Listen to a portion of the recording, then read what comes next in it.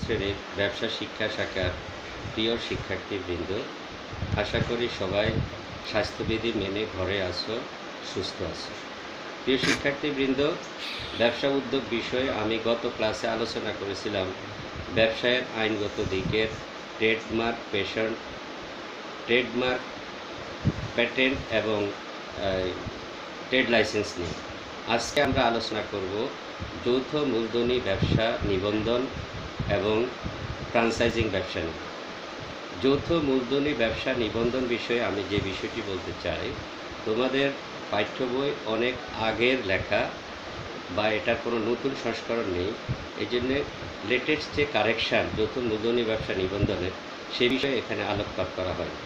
সুতরাং যৌথ মূলধনী ব্যবসা নিবন্ধন আমি যে আলোচনা করছি তোমরা অবশ্যই মনোযোগ দিয়ে শুনবে। যৌথ মূলধনী ব্যবসা নিবন্ধনের জন্য বর্তমান নিয়ম অনুযায়ী প্রথমে প্রয়োজন, যদি সেটি প্রাইভেট লিমিটেড, তোমরা জানো যে যৌথ মূলধনী ব্যবসা দুই ধরনের, একটি হলো প্রাইভেট লিমিটেড আর একটি হচ্ছে পাবলিক লিমিটেড। প্রাইভেট লিমিটেড হোক আর পাবলিক লিমিটেড হোক, যৌথ মূলধনী ব্যবসা নিবন্ধনের জন্য প্রথমে ওই ব্যবসায়ের নামের ছাড়পত্রের জন্য অনলাইনে আবেদন করতে হবে এবং এর নিবন্ধনদাতা প্রতিষ্ঠান হচ্ছে registrar of joint stock of farm. খেয়াল থাকবে, যৌথ মূলধনী ব্যবসা নিবন্ধনকারী কর্তৃপক্ষ হলো registrar of joint stock and farm. এটি মনে রাখবে, এই প্রতিষ্ঠান হচ্ছে যৌথ মূলধনী ব্যবসায়ের নিবন্ধন দিয়ে থাকে। তাহলে কি বলেছি, যৌথ মূলধনী ব্যবসা নিবন্ধনের জন্য প্রথমে প্রাইভেট লিমিটেড কোম্পানি হোক আর পাবলিক লিমিটেড কোম্পানি হোক, সেটি নিবন্ধনের জন্য আমরা অবশ্যই আগে অনলাইনে নামের ছাড়পত্রের জন্য আবেদন করি। নামের ছাড়পত্র যখন আমরা পাব, সেই ছাড়পত্রের সাথে কোম্পানির মেমোরেন্ডাম অফ আর্টিকেলস অর্থাৎ কোম্পানির গঠনতন্ত্র এবং সংঘস্মারক এটি প্রস্তুত করে আমরা ব্যবসায় অন্যান্য কাগজপত্র যেমন ট্রেড লাইসেন্স, তারপরে আমার ব্যবসা করার ক্ষমতা বলতে আমার মূলধনের পরিমাণ, এগুলো উল্লেখপূর্বক যৌথ মূলধনী ব্যবসায়ের এক কথা গঠনতন্ত্র এবং সংঘস্মারক এবং নামের ছাড়পত্র দিয়ে প্রয়োজনীয় ফি সহ যখন আমরা রেজিস্টার অফ জয়েন্ট স্টকে জমা দিব, জমা দেওয়ার পরে বর্তমান নিয়ম অনুযায়ী আগে জমা নিবন্ধনকারী কর্তৃপক্ষ যাচাই বাছাই করে নিবন্ধন দিয়ে দিত। এখন নিবন্ধনের জন্য আবেদন করার পরে যৌথ মূলধনী কোম্পানি হোক আর পাবলিক লিমিটেড কোম্পানি হোক, এটি কাগজপত্র জমা দেওয়ার পরে এটি প্রথমে পাঠানো হবে এনএসআইতে। এনএসআই হচ্ছে ন্যাশনাল সিকিউরিটি অফ ইন্টেলিজেন্স, অর্থাৎ সরকারের সর্বোচ্চ গোয়েন্দা সংস্থা।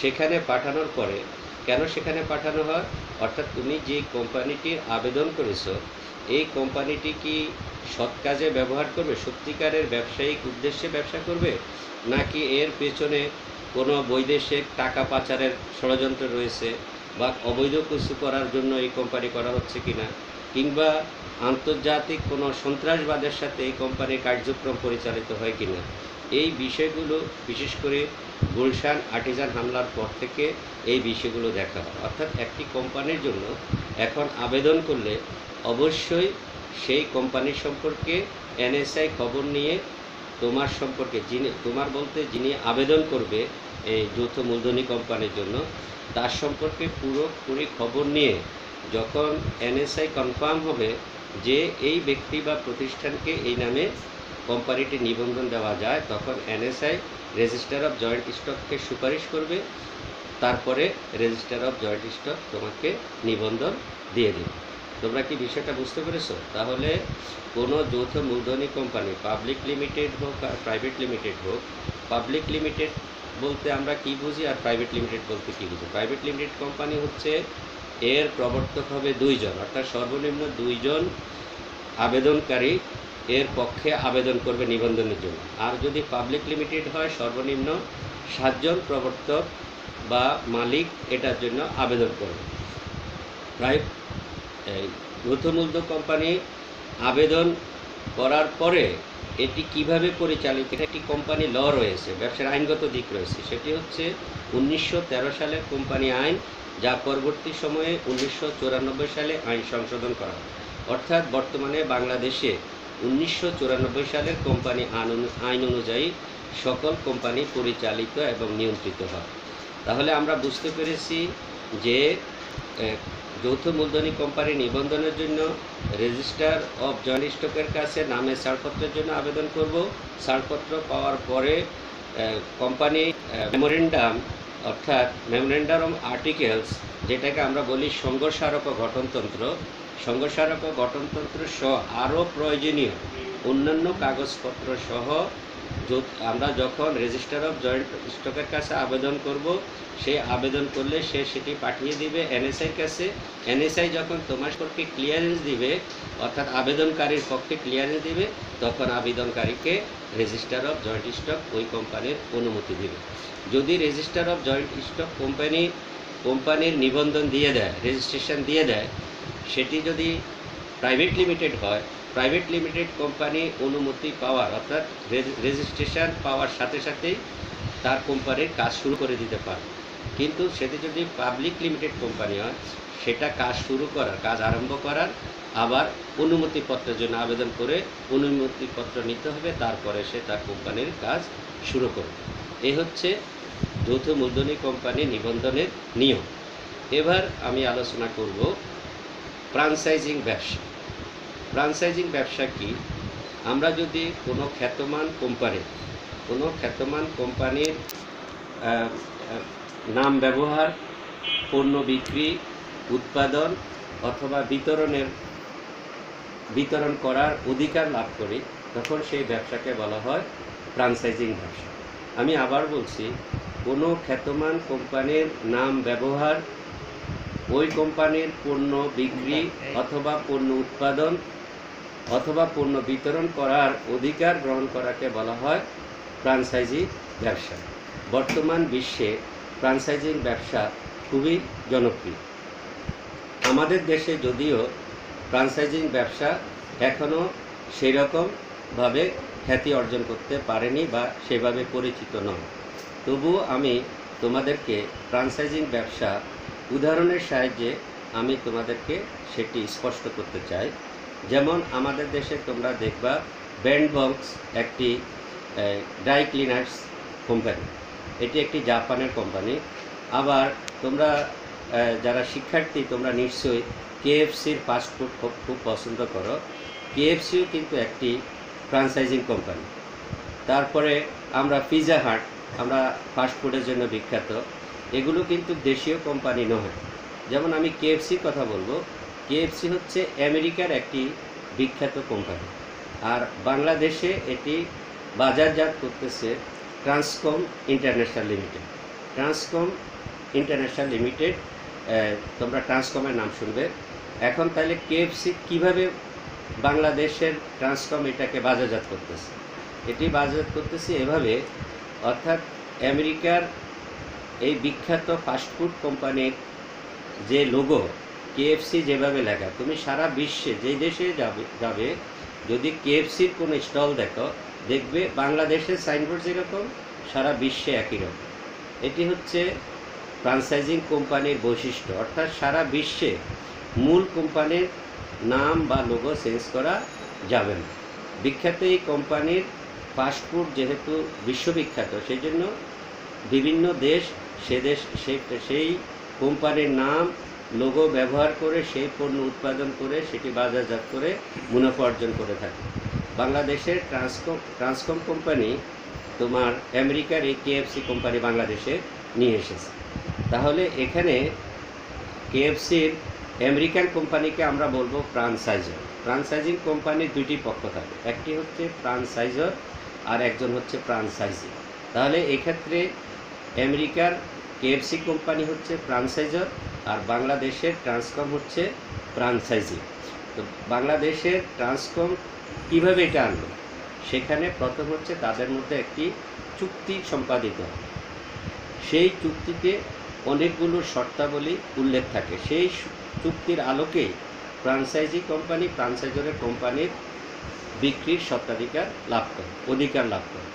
যেমন ট্রান্সকম কোম্পানির সাথে আমেরিকার ফ্রাঞ্চাইজার অর্থাৎ কেএফসির সাথে যে চুক্তি হয়েছে, চুক্তিতে বলা আছে যে 1 নম্বর, তোমরা বাংলাদেশে আমাদের এই পণ্য, এই খাদ্য বাজারজাত করবে, বিক্রয় করবে অথবা বিতরণ করবে বা উৎপাদন করবে কিসের শর্তে?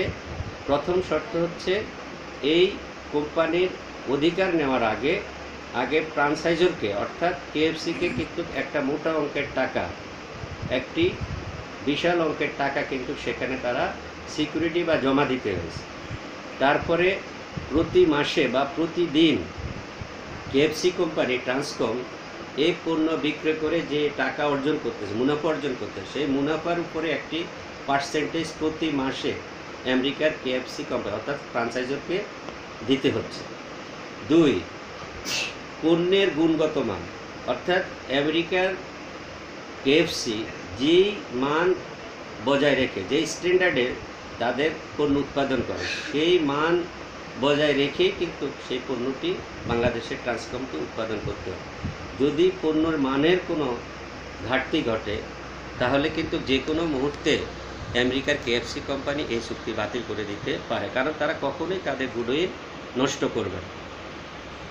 3, ফ্রাঞ্চাইজার এবং ফ্রাঞ্চাইজি উভয়েরই ব্যবসায়ের উদ্দেশ্য হচ্ছে মুনাফা অর্জন।